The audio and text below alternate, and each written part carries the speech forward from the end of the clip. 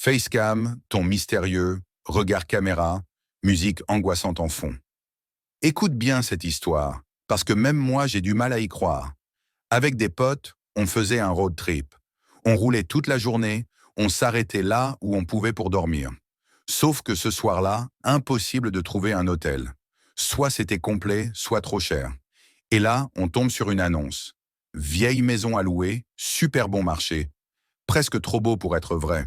Mais bon, on est crevé, on réserve direct, on arrive sur place, et déjà l'ambiance est bizarre. Genre, la maison a l'air abandonnée depuis des années. Les murs sont fissurés, les meubles couverts de poussière, et surtout, il fait un froid glacial. Alors qu'on est en plein mois d'août. Mais bon, on est fatigué, on pose nos affaires, et on va se coucher. C'est là que ça commence. En pleine nuit, je me réveille en sursaut. Quelque chose m'a réveillé, mais je sais pas quoi. Il fait encore plus froid qu'avant. J'ai la chair de poule. J'essaie de bouger, mais je peux pas. Paralysé, je peux juste bouger les yeux. Et là, j'entends un murmure, juste à côté de mon oreille. Une voix de femme, qui chuchote des mots que je comprends pas. Mon cœur s'emballe. J'essaie de crier, de bouger.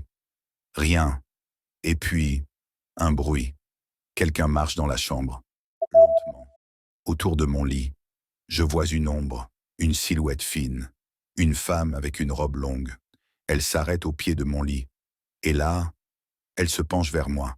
Son visage est flou, comme s'il était pas fini. Elle ouvre la bouche, et d'un coup, bam! La porte de la chambre claque. Tout s'arrête.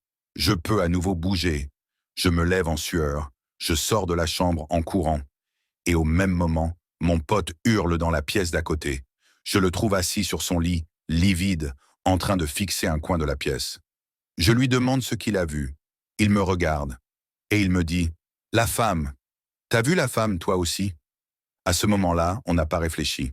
On a attrapé nos sacs, on a pris la voiture et on est parti. Le lendemain, on décide de chercher des infos sur la maison.